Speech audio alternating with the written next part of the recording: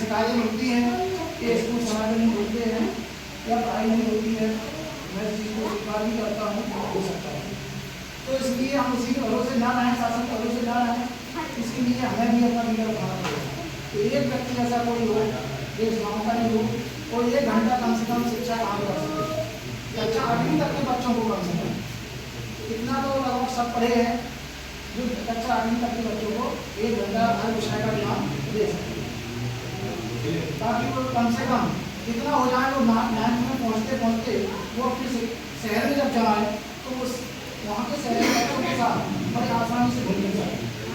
अभी क्या होता है, जब शिक्षा का स्तर बहुत कमजोर होता है तो जब 9th में बच्चा बाहर जाता है तो वहाँ के बच्चे बहुत होशियार होते हैं, तो उनके साथ वो तालमेल नहीं बैठता।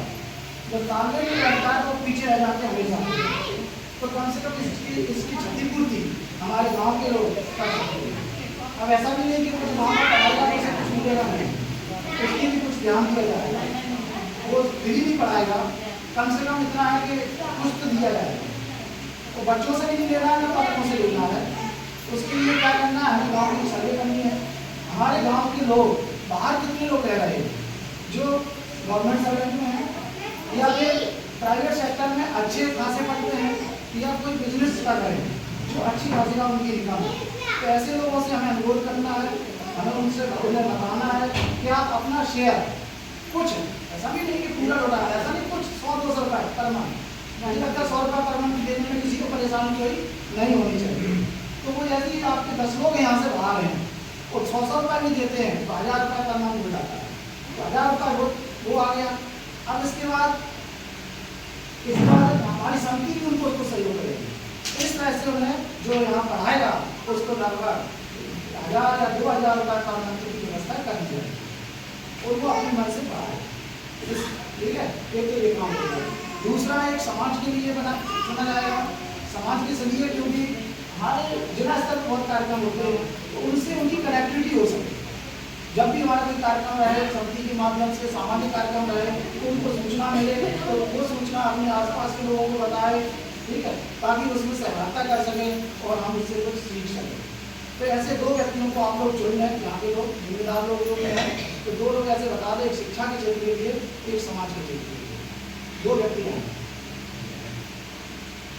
दूसरी बात यह है कि हमारी जो समिति के उद्देश्य है, आडम्बर, अंधविश्वास, त्यागना। आडम्बर में अंतर्गत व्रत ज़्यादा आते हैं, क्योंकि महिलाओं का आडम्बर ज़्यादा रहती है। जिस समाज की महिला शिक्षित हो जाए तो निश्चित रूप से वो समाज बहुत जल्दी तरक्की करता है, क्योंकि महापुरुषों ने भी कहा है कि हम उस समाज की तरक्की उस चीज़ का आते हैं जिस समाज की महिलाएं शिक्षित हों, समझदार हों, जागरूक हों। तो व्रत जैसे अभी एक आने वाला व्रत है, लगभग दीपावली के साथ यही पड़ता है, करवा चौथ। कितनी माता बहनें रहती हैं यहाँ पर करवा चौथ के व्रत?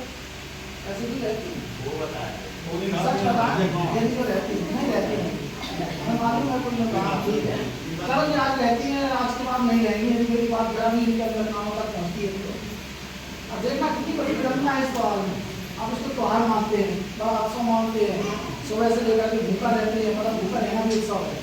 देश की व्यवस्था देखिए, भूखा रहना भी उत्सव है, तो वहाँ कैसे तरक्की कर सकते हैं? भूखा रहने में भी उत्सव है, क्या तो पेट भरने के लिए आदमी परेशान है, तो दूसरा कनेक्शन देखिए, भूखे हम रहेंगे तो मैं सामने में रोक पड़ेगी, कौन सा तार पड़ा है पता ही नहीं चलता, बिना तार का है, बाहर जाए सही है, जैसे बात कर लेते हैं मोबाइल से, यहाँ बैठा वहाँ बैठ के रोका कहीं से भी बात कर लेते हैं, तो ऐसा ही सिस्टम सारा, इसमें कोई कनेक्टिविटी है क्या? सेंसर है कि जो हम भूखे रहा है वो सामने वाले की पड़े।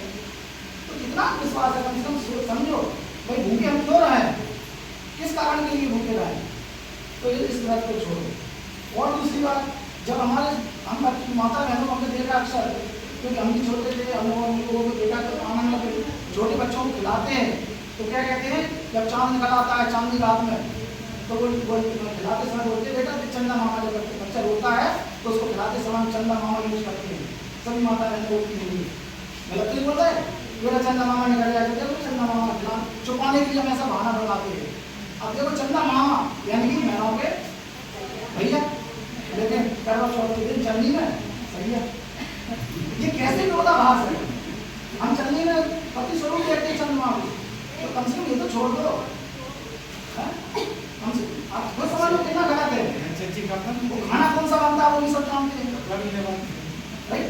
कपड़ा लेने के लिए तो अपने यहाँ शादियाँ होती हैं और भी सब है, बहुत बीमार के दिन आप कपड़ा लीजिए, अम्बेडकर जयंती के लिए कपड़ा लीजिए, हमें महापुरुषों पति साहब की जयंती पड़ती है, रवि साहब की जयंती पड़ती है, हर पूर्णिमा पड़ती है, आपके पास पूर्णिमा है, अष्टमी पूर्णिमा अमावस्या, ये 3 बौद्धों के त्योहार हैं, जितने भी बौद्ध के त्योहार हैं इन्हीं दिनों में पड़ते हैं। कवि साहब की जयंती पूर्णिमा, गौतम बुद्ध की जयंती पूर्णिमा, रवि साहब की जयंती पूर्णिमा, और भी क्या नाम और भी गुरु नानक की जयंती पूर्णिमा, तो जितने भी महापुरुष हुए हैं सबकी जयंती जन्मदिन पूर्णिमा के दिन हुए हैं। ये हमारे लिए बड़ी खुशी की बात है, इसलिए आप पूर्णिमा को मनाएं। मनाना कैसे है, कोई हमें और ज़्यादा कुछ नहीं करना है, मीठा भोजन बनाएं और मीठा भोजन का दान करें। आप आस पास के लोगों को बनाएं, हो सकता है अपना बहन बेटियाँ को बनाएं, अपने बच्चों को खिलाएं, मीठा भोजन बनाएं। मीठा भोजन होता है खीर दान, खीर जरूर बनाएं उसमें कटोरी में। गौतम बुद्ध को भी जाने की प्राप्ति हुई थी, सुजाता ने खीर की कटोरी में खीर खिलाई थी, 1 कटोरी खीर खिलाई थी, तो ज्ञान की प्राप्ति हुई थी। तो उसी भाव से हम खीर को देखना चाहें कि हमारे धर्म का रीति रिवाज है। तो वैसे तो और बहुत सारी बातें हो चुकी हैं, क्योंकि समय भी ज़्यादा होता है, हम लोगों को और भी ज़्यादा होता है, और हमारे यहाँ इतने बनता थे कि समय ज़्यादा लग गया। देखिए इस कार्यक्रम की हमारी कितनी बड़ी मतलब सफलता है, उसमें सफलता ही मानेंगे। एक समय ऐसा था कि हमको कहना पड़ता था कि चलो हमारे साथ 2-3 लोग मिलते थे, आज हमारे देश इतनी हो गई कि गाड़ी नहीं बनी, फिर हमें और व्यवस्थाएं करना पड़ेगी। तो निश्चित रूप से हमारी सफलता का ही प्रमाण है, और लोग समझ रहे हैं, सीख भी रहे हैं और समर्थन भी कर रहे हैं। इसी के साथ हम अपनी बात काम लेते हैं।